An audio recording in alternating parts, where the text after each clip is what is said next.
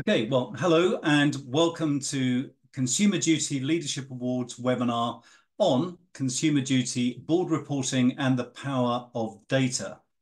I'm Keith Richards, CEO of the Consumer Duty Alliance and chair of today's webinar.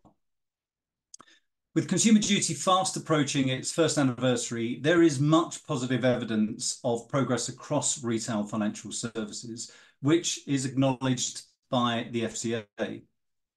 But in regular reminders from the regulator, there are, of course, areas where firms could do better. This week, FCA issued a further Dear CEO letter regarding data gaps, which need to be addressed ahead of the 31st of July deadline for closed products, stating that with less than 3 months to go, there are 5 key priorities firms should look at, and these are gaps in firms' customer data, fair value, treatment of customers with characteristics of vulnerability, gone away or disengaged customers, and vested contractual rights. Now, with the FCA's next phase deadline of 31st of July also focusing on board reporting, relying on the power of data, this webinar could not have been more timely, whether for active products or closed products. I'm joined today by recognised experts to consider what is required and offer some practical guidance. So, turning to our panel, I'm joined by Tatiana Botskina, CTO and co-founder of Deriskly and a computer science researcher at the University of Oxford. We're also joined by Dan Yeloff, Director and Data Insights and Forensics at Kroll. Instead of me reading their biographies, let me hand over to Tatiana and Dan to tell you a bit more about themselves and today's webinar. Tatiana, over to you first. Thank you, Keith. My name is Tatiana. I'm a Chief Technology Officer and I'm co-founder of Deriskly. For the last 10 years, I was working in financial sector. I started my career as a lawyer and worked in banking and finance departments of major law firms, and then moved into computer science. And for the last 5 years, I've been advising big companies on best strategies of implementing AI and data-driven solutions. I'm a machine learning scientist from University of Oxford, where I'm completing my PhD in computer science, and my area of research is explainable artificial intelligence applied to legal and financial texts. Thanks, Tatiana. Dan?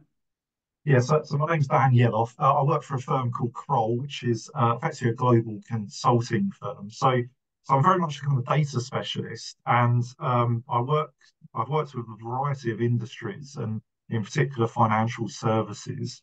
And what I've been doing is in two things really. It's around effectively how do firms deal with their compliance obligation in different ways, and helping them with the data and technology around that. So that could be things like trade reporting. I've done things like market abuse surveillance, anti-money laundering, counter fraud, and also in the retail kind of area around things like missold payment protection insurance. So I've kind of looked at the technical side of how you do that. I've also worked with firms about how they organize themselves and how they make sure they get their data and their technology together to effectively achieve their business objectives. So, okay. Brilliant. Okay, quite extensive from both our panelists. Clearly, board reporting has always been a key management and governance function of any well-run business. Personally, whilst I've often found the construction of board reports, in particular our annual strategy, to be extremely time-consuming, they've always been massively beneficial and time well invested. So following the introduction of Consumer Duty last year, boards of in-scope firms or other governing bodies are required to review a specific report prepared by the firm, which explains in detail how it complies with their Consumer Duty responsibilities and evidence the outcomes. Evidence being the key word. These board reports must be prepared and approved yearly, with the first being no later than the 31st of July 2024 for new and existing products and services. In addition, the unlikely past regulatory guidance, in addition and unlikely past regulatory guidance, the regulator's expectation is clearly focused on firms using all information at their disposal to evidence that their strategy, processes, systems, controls, and activities are directed at achieving good consumer outcomes. So hopefully nothing new for most firms. If we didn't have consumer duty, it's hard to actually think what outcomes a firm wouldn't be focused on delivering their customers. So Dan, collecting data is clearly central to the board report being a success, but surely it must be the right data. Yes, it must be, but there's obviously a few nuances around what we mean by the right data and so on. So I think what I'd like to do is actually just show a little prop just to kind of try and illustrate some of my arguments. So I'll just share this. So I think hopefully you can see that now. So I've got a little diagram up, which is hopefully to illustrate kind of what the potential ask is for all this data that kind of needs to be potentially collected. So what I've got in the middle of this is, if you think about effectively two things. So we've got the product life cycle. So you've got all the way through from product development, marketing, effectively the execution of the product, the ongoing service, and then ultimately the closure of the product. And at the same time, we've also got the customer's journey. So obviously the product's available, they're considering what's out in the market in terms of the purchase, there's an uptake by the customer, and then at some point, you know, they might renew, they might cancel, and so on. So you've got that life cycle. So if you think about it in that sense, in terms of data available, so on the bottom, actually within the organization, there's an awful lot of data around those kind of journeys and life cycles. So you've almost like got, if you think about the initial stages of product development, you need to be thinking about your target market. So there's going to be information and analysis around that. You're going to have then, obviously, once the product goes to market, you've got marketing information. You've then got operational information once effectively the product is in effectively its ongoing service. So obviously customer contact, and you've also got all the financials around sales and revenue. And then obviously you've got information around whether you're retaining those customers and so on. So that's internally, but you also need to consider that, you know, an awful lot of firms are in a kind of ecosystem, aren't they? They've got distributors, they outsource a number of processes, including contact and also sales. So you need to be thinking about actually some of the pieces of the jigsaw puzzle are actually out with those external partners. So you may need to be collecting data from those external partners as well. So there's a point there. So that's one thing to consider. But the other thing to consider is actually going back to today's kind of FCA's letter to the CEO, is that obviously, you know, we do think about the current the current book that you've got your customers on that's open, you're taking up new customers and so on. But the FCA also saying by effectively July, you also need to be considering what we call your closed book, so where you're not taking up any new customers. So if you think about that, and we know about the consumer duty has these four outcomes, you know, including fairness, customer understanding, and so on. Those outcomes apply to customers on your you know books that are closed just as much as they apply to your open books. So really there's no difference, but you need to make sure that you're including that in your monitoring. So there's a point there. So obviously going back to kind of collecting the right data. So the point really is about organisation.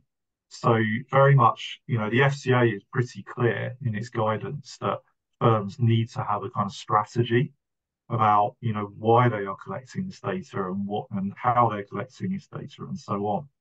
So if you think about that strategy in kind of medium to large size firms, effectively it's best practice anyway to have what you call a data strategy. So, so typically what it is a strategy that sets out the reasons why a firm needs data. So these are in an IT sense, these are what you call use cases. So it might be obviously there's use cases, for example, you might have a contact center and it has a chatbot which is contacting customers. That chatbot needs data to work, and it needs good data to work. So you need so then the element of that strategy might be actually how do you collect that information for the chatbot and so on. Other use cases around marketing, you need to have an understanding of your customer segments. So you might need to be collecting information about your customer and so you have a better understanding and therefore can focus your products. Now, the consumer duty can really be considered as another use case where effectively you are collecting data really to monitor those four outcomes that we're talking about. And so you need to have a strategy to say, well, look, how do we do that? How do we get that information from our systems? So obviously in medium to larger firms, there's elements to consider around, kind of how do we store this data? Who are the people that are have the skills and training to process it and produce that report that we need. So and very much that in those medium to larger firms there will be gaps in that kind of those elements that we talk about. So you'll need to have some kind of roadmap or plan to fill those gaps. So that's a little aside on the kind of kind of how you organize yourself to collect the right data. So it's just worth thinking about here actually what we've kind of heard in the market around the issues firms are facing when they're collecting their data. And one of the big things we're hearing, the FCA's called this out actually, I believe, but also we're hearing it from firms, is really around it's around the effectively whether the products are being taken up and used by effectively the target market. That's I think the key, and I think that's where firms are missing a trick slightly. So obviously you see that on this diagram that it's actually external partners are involved, but as well as internal. So I think that's worth thinking about. And the other one is also obviously this diagram talks about what we call quantitative data, so it's numbers and so on. But you need to, as part of your monitoring your outcomes, you need to think about the qualitative aspects of this. And I'm going to give an example. So if you think about, well, actually, firms need to think about if there's an upcoming, one scenario might be an upcoming change in interest rate. So actually, as part of that, firms should be, if there are actually, products that are affected by interest rate, and there are many, firms might be needed to think about, well, actually, what's the impact on their customers and on their operations? So, for example, if it kind of pushes some of our more vulnerable groups of customers into debt, do, for example, firms actually have the capacity to deal with kind of incoming communications from customers related to things like forbearance and debt? Is the staffing there, for example? So that's one of the things you might need to overlay. So I know I kind of talked about that a little bit, but I know Tatiana, I think regarding like kind of vulnerable customers, I believe you kind of have maybe done some research on that aspect. Is that right? Yes, thank you, Dan. So what we found indeed that there is a gap in collecting the right data, and I think it especially obvious in trying to detect vulnerability aspects in customers. From experience, from our experience of interacting with different financial firms, we found that mostly there are two approaches in how you detect vulnerable customers. One is you define the list of rules, trying to predict what type of customers might be vulnerable. And in this situation, this may lead to attribution bias.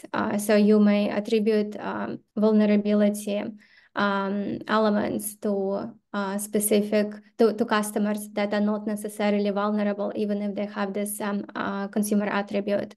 Another approach to vulnerability is using automated software that detects vulnerability.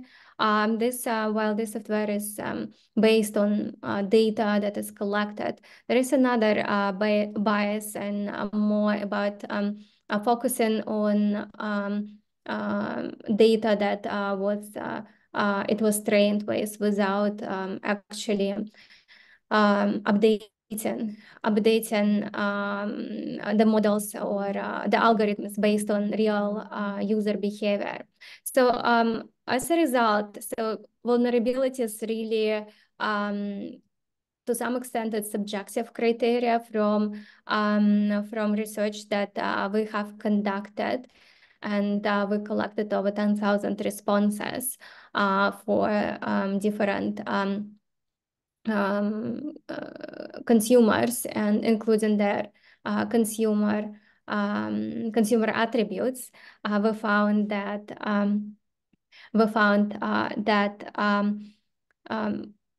vulnerable consumers may not necessarily have characteristics that we think they have. Let me share with you the screen.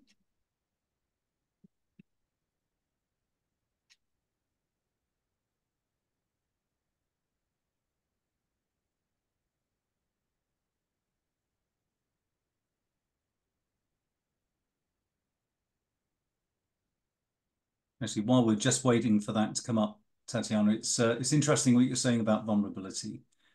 In that we've seen some really different approaches across the sector with regard to vulnerability and understanding of what it, who constitutes a vulnerable customer, or whether or not it's vulnerable circumstances. So it'd be good to get your views on that as you run through your deck. Yes, definitely. So this research we conducted, so we collected over 13,000 consumer responses, and we asked so our research focused primarily on consumer understanding outcome, trying to detect what characteristics are important for consumer understanding. In addition to collecting data about the clarity of different financial promotions, we also collected information about consumer attributes. In total, we collected 15 consumer attributes per user, per customer. And based on that, we analyzed what attributes are important, most important, and what are least important for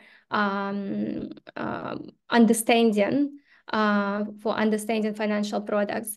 And what is interesting, what we found that important attributes are generally related to age, income, job status, qualification level, housing situation. So we see that in top three most important features here on the graph are people who are self-employed, and people with mortgages. So they are the status affects significantly their level of ability to understand different financial promotions. And what are least important attributes? So here is the list across least important attributes. We found that number of financial dependents may not necessarily be important.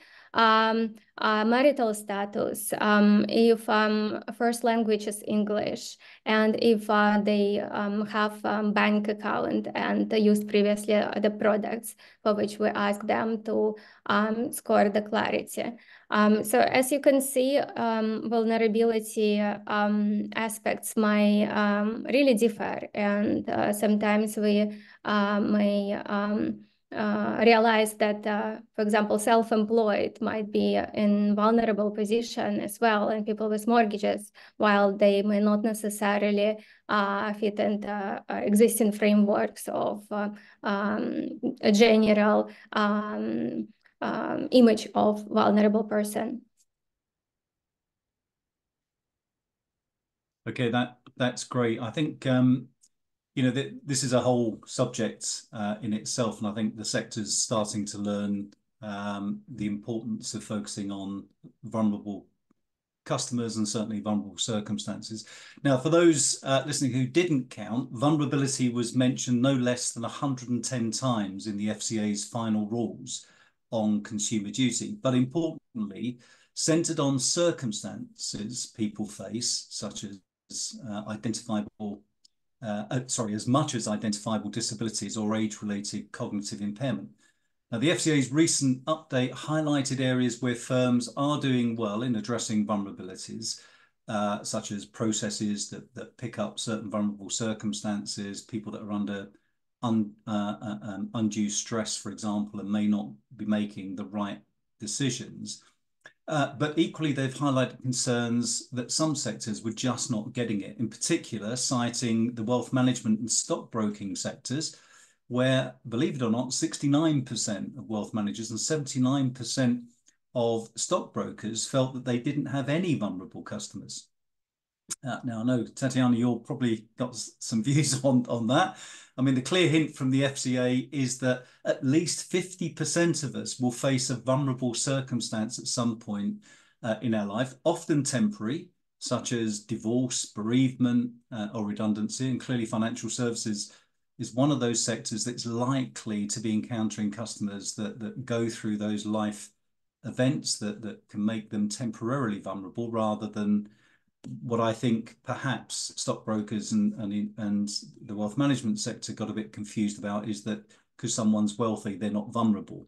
But of course, we've seen massive pressure on wealthy people from financial fraud and scams. So what would you have to say to the audience on guiding them on how to think about vulnerability, not just about a person, but about the circumstances that they're facing, and how we should be helping those people and demonstrate that? So this is excellent question. I think what is most important, because this webinar is about data-driven approaches, is to actually collect the data about consumers, collect the right data. And what is here important is how you collect the data and how do you process the data. So in your data collection process, you need to ensure that vulnerable customers are not overlooked, and you can detect patterns in customer behaviors that will help you to treat them differently and giving them additional support if required. With respect to data processing, that's really important, because for consumer duty, you need to provide evidence of practices that you implemented. And that's impossible without the data, but Dan mentioned before about different ways how you can collect data. What is most important is, if you have this data, is how do you structure this data? Cleaning your data set is one of the most important areas right now, given that state of machine learning and large language models allow you to use it for predictive tasks. It's really important what do you use as a starting point and as a reference point to automate some decision-making processes. So that's why here what is important is definitely how do you collect the data, and how do you ensure that the data represents necessary patterns that will help you to support consumers. Yeah, no, that's great. And I guess what you're saying is firms have really got to focus on the right type of data, certainly concerning vulnerable customers, to ensure that they set themselves up for success. Because we hear a lot of firms that get a bit frustrated because, in truth, they've got data, but it's the relevance of it and whether or not it's really going to evidence. So, have you got any guidance on making sure that people focus on the right type of data? So this is great question. I would recommend starting with looking at the data, not trying to find any specific patterns in advance. Just collect as much data as possible and look into data and try to find outliers and data points that don't fit into the model. So what we found, and sometimes you may find very unexpected correlations or patterns that will help you to support vulnerable customers. For example, what we found from our research, I can share my screen again, is so here we collected a lot of data on how consumers understand financial products, and this is sample. What we found is that there is positive correlation between the number of complaints and the clarity of your content. The higher number of unclear paragraphs you have on your website, the higher number of complaints you would probably have. And here, what does it show? This graph is on y-axis, you see number of complaints taken from FCA website for the latest reporting period for each bank. On y-axis, on x-axis, number of unclear paragraphs of text that were ranked as such by real consumers, and each dot represents a bank. So you will see that banks that have a higher number of unclear paragraphs will have a higher probability of getting more complaints.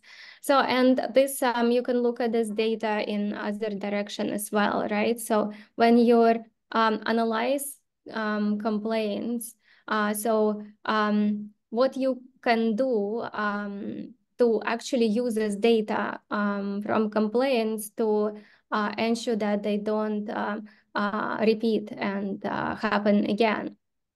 So that's and that's impossible to understand without having a bigger picture of actually all processes within your organization.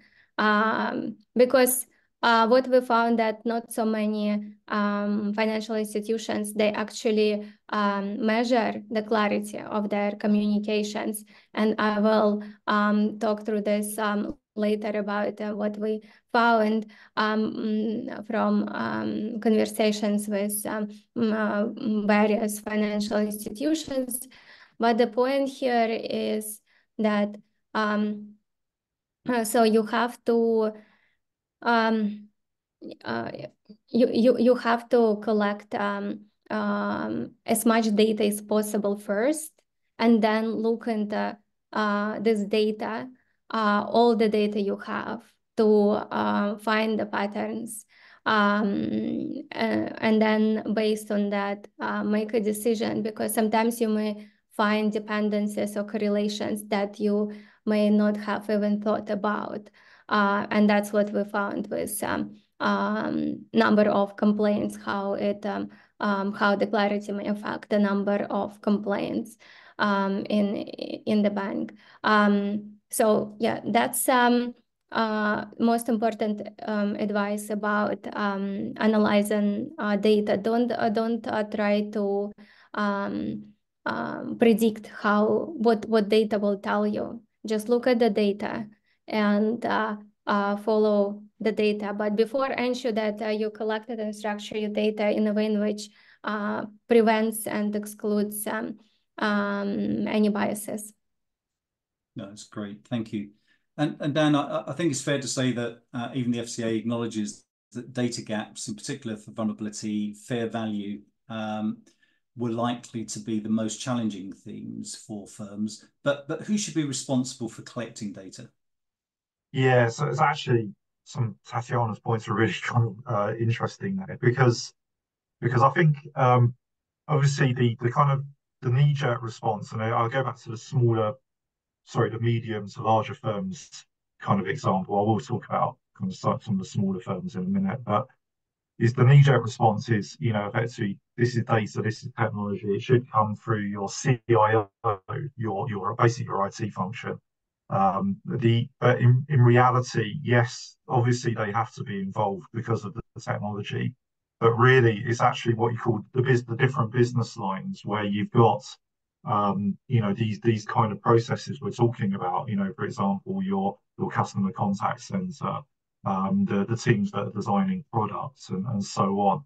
They actually need to be stakeholders in this, and primarily there's reasons why. So it goes back to there's a big challenge in just be any organization over about 10 people in it funding that actually you've got people tend to sit in silos, and therefore the data itself and systems tend to sit in silos.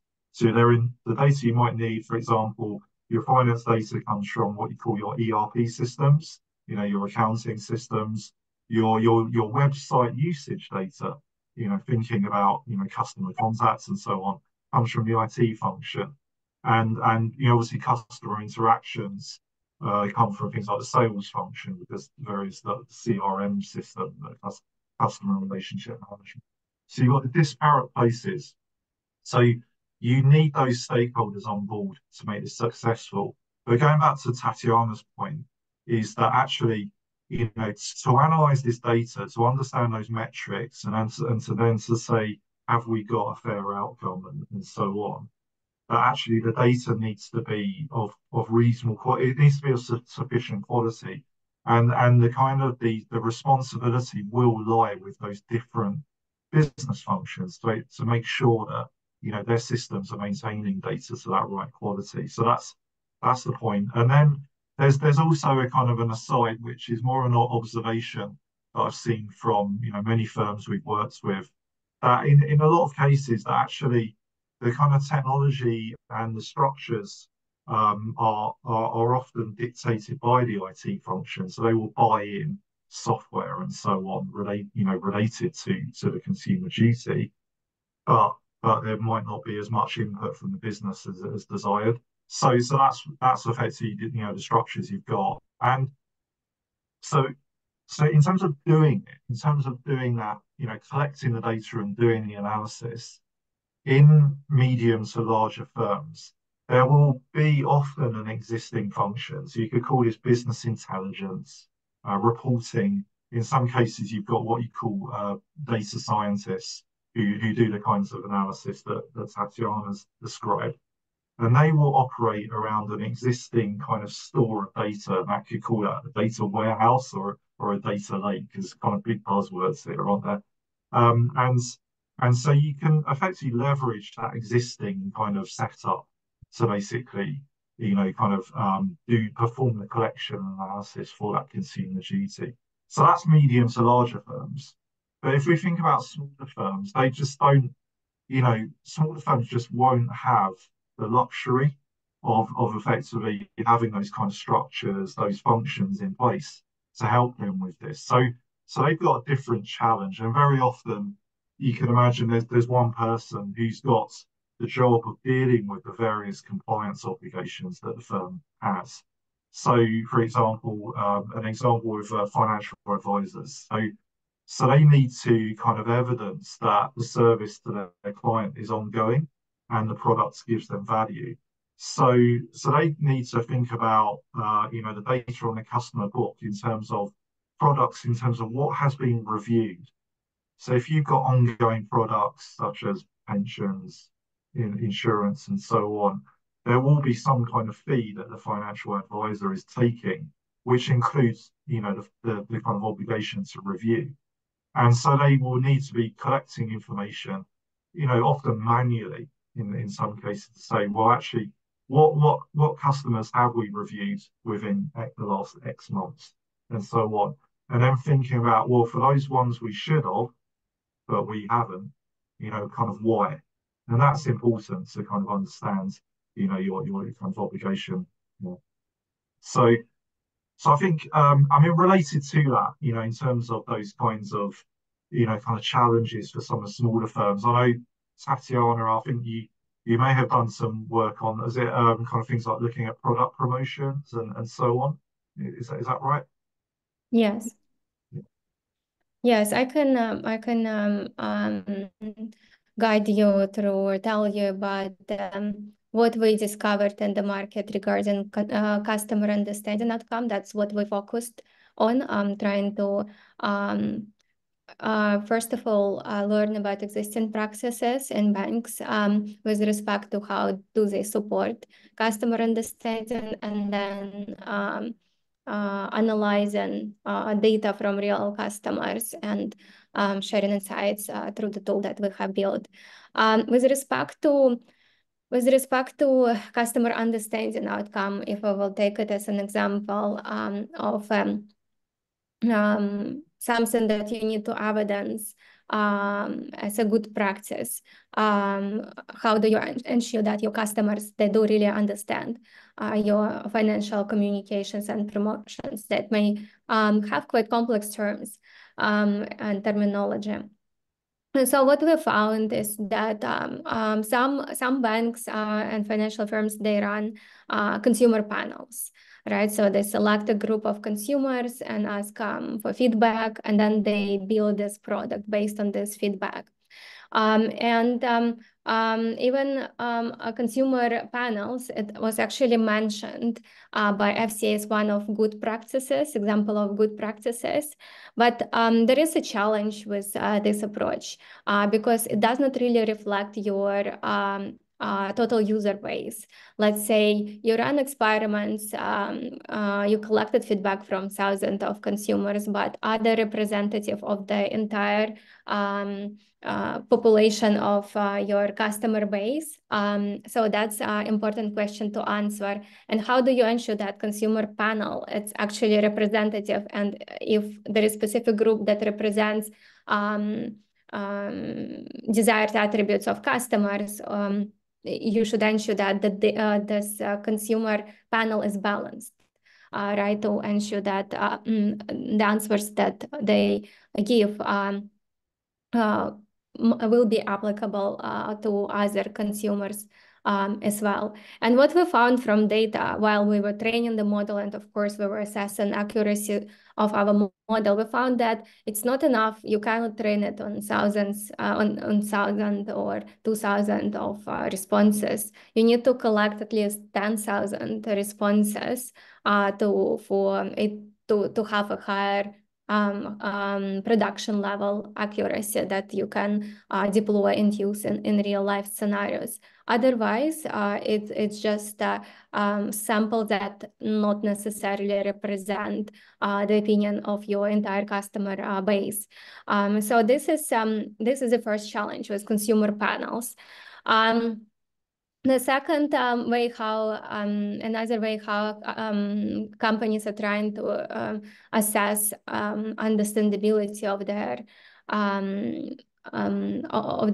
communications is to hire an expert. It can be a communication expert or legal expert that will go through the content of this financial communications and advise on some missing elements in the communication.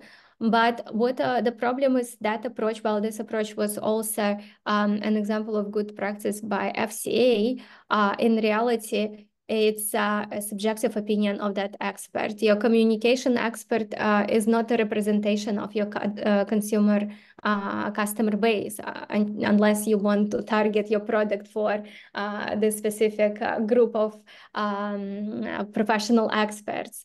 So that's why it's really while experts may give you quite good advice based on a lot of experience from past, they will not represent a real customer voice. And that's what you want to hear, because you want to understand how do they understand the products. You don't want to now opinion or judgment of another person. And I think in past, that was the only possible option. You could only hire an expert or run small group of experiments with small group of consumers. But right now, technology allows us to collect a lot of data and learn from this data and learn continuously. So that's why, so I think it's very unfortunate that we don't see that great technologies that we have generally right now in the field of artificial intelligence and machine learning. They are not utilized sufficiently in that respect. So all practices that we experience are still quite old-fashioned. And with respect to another challenge with all this consumer panels and expert advice is that they are given for at one point of time. So once you designed your product, you don't update it anymore. Or unless you design a new product and then you again run consumer panels. But opinion of your consumers and their situation was spoke before about vulnerability may change, and their level of understanding may also change. And there might be new data points that you have never asked them about. So that's why it's really important to continuously to create a feedback loop with your consumers. And it's really easy to do right now with technology. You just collect your consumer feedback in scenarios where it's part of customer journey, and feed this feedback back into models you train to predict their future behavior, and give you advice on how to improve this communication. Another thing I also wanted to mention about danger of AI and various readability software available on the market, and even ChatGPT. So can you ask ChatGPT for advice if your communication is clear or not? Unfortunately, as a machine learning scientist, I've been working in the field for the last 5 years in natural language processing specifically. And I'm still surprised to see that people use ChatGPT without understanding the purpose of the technology. ChatGPT is a generative model.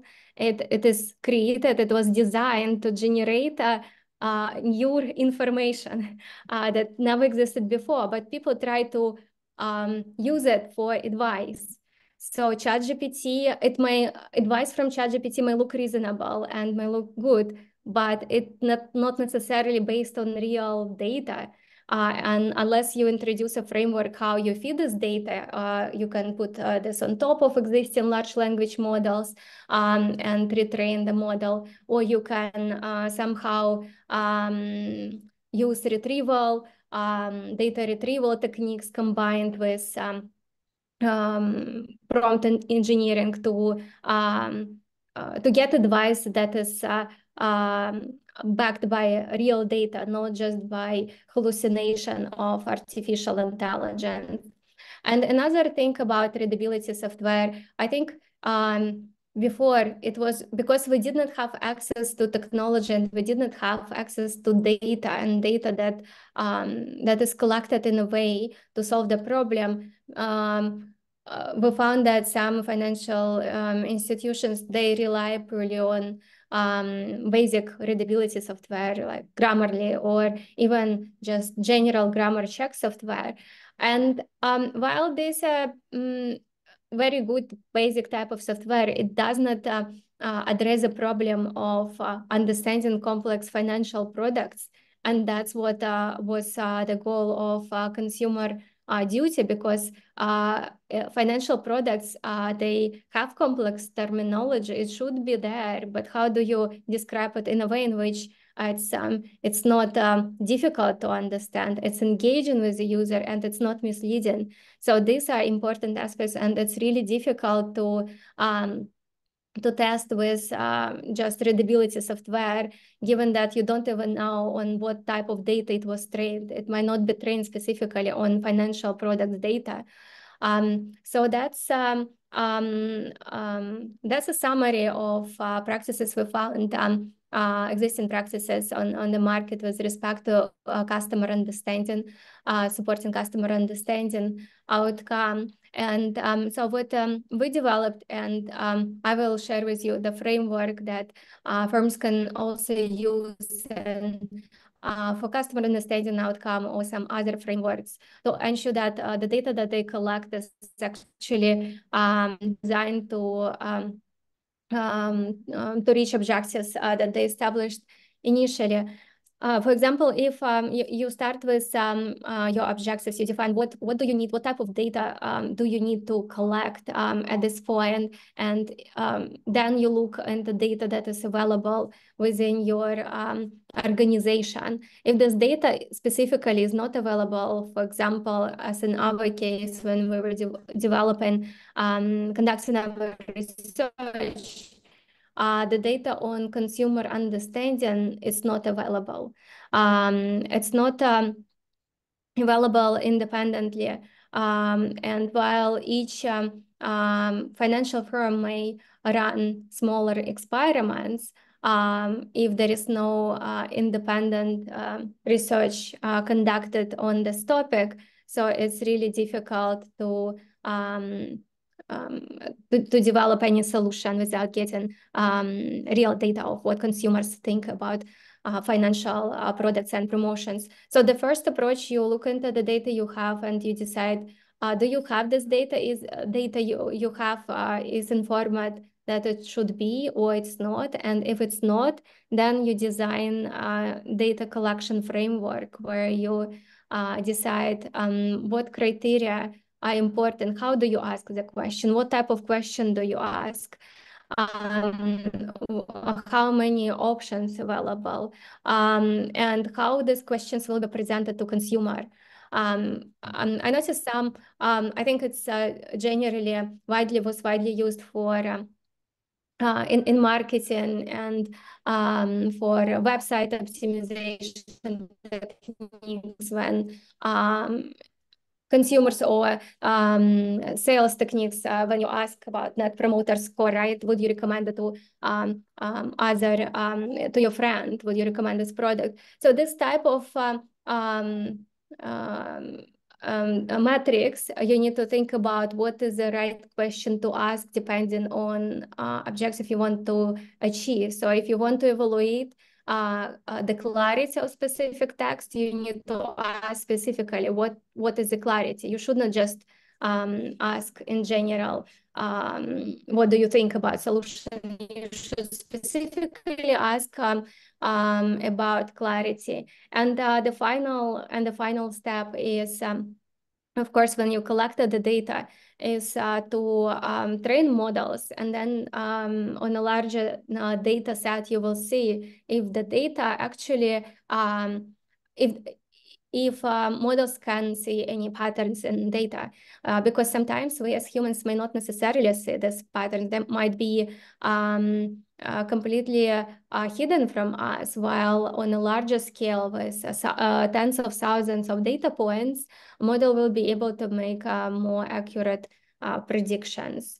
Yeah, so I think this is... I'm gonna need to intervene because we are running out of time. I just want to, we did post a message saying if anyone has got a question, please post it, and our panelists will happily answer. The slides will be available. Tatiana, is there any other research that you will make available to anyone that's tuned in?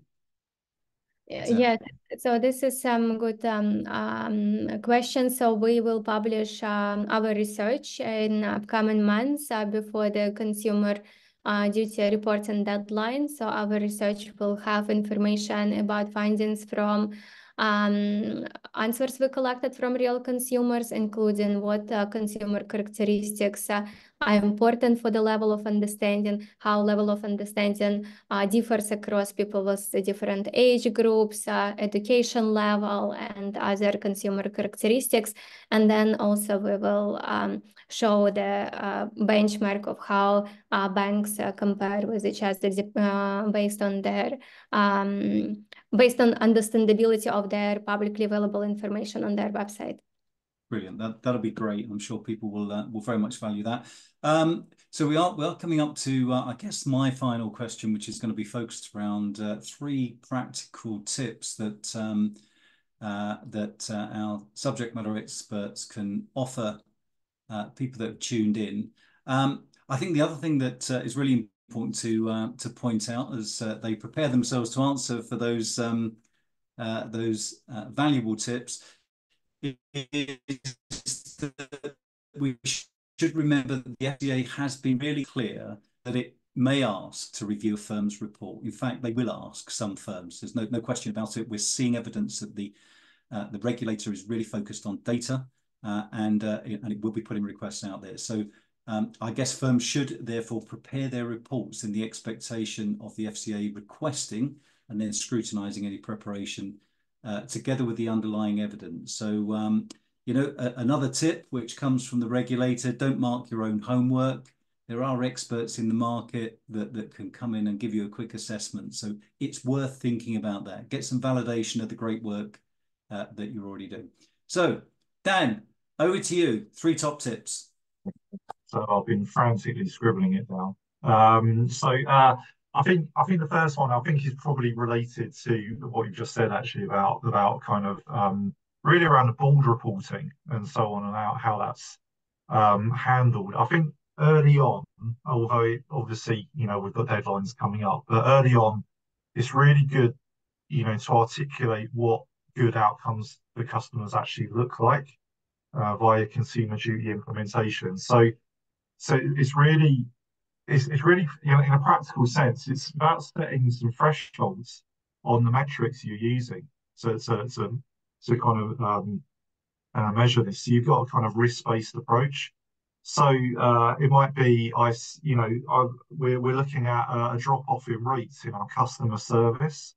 So we're basically seeing this is slowly happening month by month. So you can imagine that review is happening in terms of the exco. So they need to be thinking about, well, actually, what's the underlying reason and what are you doing about it? So they need to be early on saying, at what point do we say we've kind of passed our risk threshold? Yeah, so I think that's really important in terms of kind of the appetite for it. The second one is around, obviously we talked a lot about collecting data. There is actually, I think we have to actually make the assumptions that already, in some cases, data has already been collected that you could use almost like indirectly for some of these metrics. So you might already have management information that looks at sales and revenue.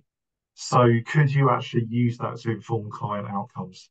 So, and thinking about, which customers have cancelled a product or service, where have you lost revenue in, that maybe suggests that there's a deeper problem that needs looking at.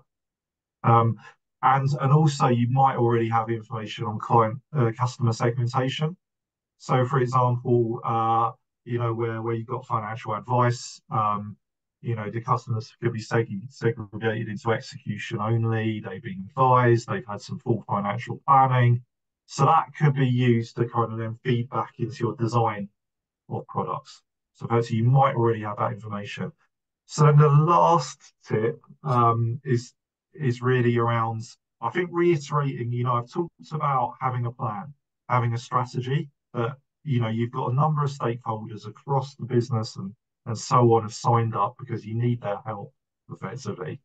So I think that's really that's effectively, get organized really. I think just as an example of that, stakeholders are also external, as I've mentioned, because you're going to have external partners. You might have outsourced your kind of sales or your distribution effectively.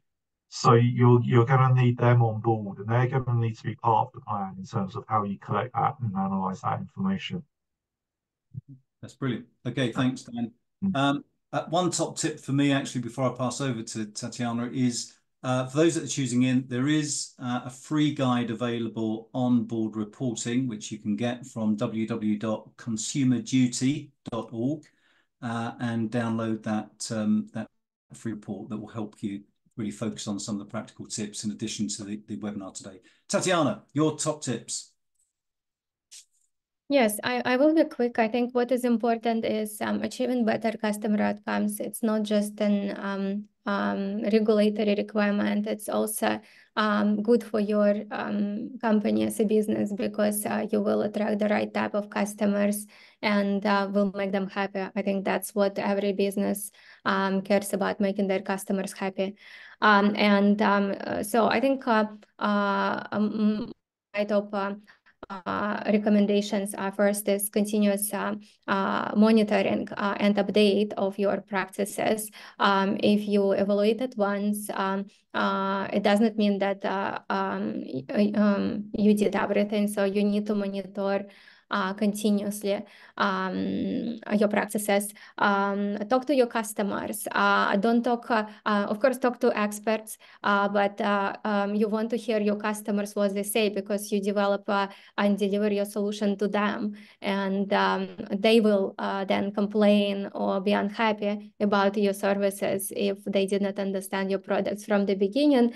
And the final one is more data is better. So right now we can leverage machine learning and data approaches to find insights that we did not see before. And right now they're all supported by data. So if you have, you need to build your processes around data collection, and combined with continuous monitoring, it will help you to improve and deliver better outcomes for your customers. Brilliant. Okay, thank you very much. I mean, I think that's a really valuable point, the business benefits of getting this right. And to be candid, most firms probably have got the evidence within their organization, because no firm deliberately wants to deliver a poor outcome. So, so I think we're probably a lot closer, but it's just getting that focus. I am going to thank you very much to our expert panel today. Thank you very much for those that are tuning in. Before you go, we do want to highlight the opportunity to be recognised as a leader in consumer duty outcomes. So either you, your firm, or you as an individual tuning in. So I'm going to hand over now to Jacob, who will tell us a bit more about the Consumer Duty Leadership Awards. Thanks very much, Keith, for giving me the opportunity to present the Consumer Duty Leadership Awards. I would like to thank the panelists for a very insightful discussion into the consumer duty, as well as our guest who has taken time off this very busy Friday to tune in. So what this year's Consumer Duty Leadership Awards, as an inaugural event, is an initiative designed to recognize and celebrate leadership and innovation in the implementation of the consumer duty. And through this recognition, we aim to incentivize firms to implement the consumer duty effectively, which in turn strengthens the UK financial services market. And you might ask, why apply? Applying for these awards allows your organization to showcase your commitment to the consumer duty to all stakeholders, including your clients or consumers and employees. Moreover, it's also an excellent opportunity to demonstrate that your firm is proactively engaged with changing regulations, thereafter showcasing your professionalism and strong governance procedures to customers, shareholders, regulators, and potential investors. So who is eligible for these awards? The Consumer Duty Leadership Awards are open to all firms to which the consumer duty applies to. This will include firms whose products and services have a material influence on the outcomes of retail consumers. I think saliently, there are no costs involved in applying for these awards. And I'll now turn to show you a little bit on who we are. We are a team comprised of leaders from the industry, academia, and non-profit organizations within the financial service. The primary bulk of our team is the judges itself, which, as you have seen, we have Keith Richards and as well as Tatiana. And what are we looking for? We are looking for mainly 4 things. Firstly, we are looking if you're putting your customers' needs first. I know vulnerability has been a reoccurring theme. And this goes to show, for example, whether you engaging with your customers enough and proactively discovering whether they are in vulnerable circumstances. And I understand vulnerable is also a very multifarious term. Secondly, would be exceeding regulatory expectations. Thirdly, would be cultural embeddedness, how embedded the consumer duty is within your governance procedures and firms and firm. And last but not least, whether there's any innovative approaches to implementation, which, you know, it's really whether how are you innovating your technology and methodologies and tools that showcase a forward-thinking approach. There are 8 categories to the Consumer Duty Awards. They are in consumer finance, consumer investments, retail banking, insurance, fintechs, as well as leadership in the use of technology for consumer duty, and leadership in addressing vulnerable customers' needs, and as well as the Consumer Duty Champion of the Year. The ceremony will be held on the 26th of June at the a very elegant Oxford and Cambridge Club in Pall Mall. The awards ceremony is invite only, and there will be a small cost associated with the awards, attending the awards, which goes to the champagne and canapes reception. The awards will also be attended by award applicants, senior industry leaders, and our media friends from the Financial Times. Here are some key dates so our entry submissions will close on the 31st of May, which is coming, and the awards ceremony will be held on the 26th of June, 2024. Yeah, and I'll hand over the time back to Keith. And thanks very much again for letting me present this awards. Okay, Jacob. Well, we're pretty much bang on time. We're just probably a minute over. So again, I'd like to thank Tatiana and Dan for their expert views, interaction. Thank you very much for your questions and any questions that we've not answered that come in, we will actually respond directly. So thank you for tuning in. Have a great weekend. All the best. Bye now. Thank you.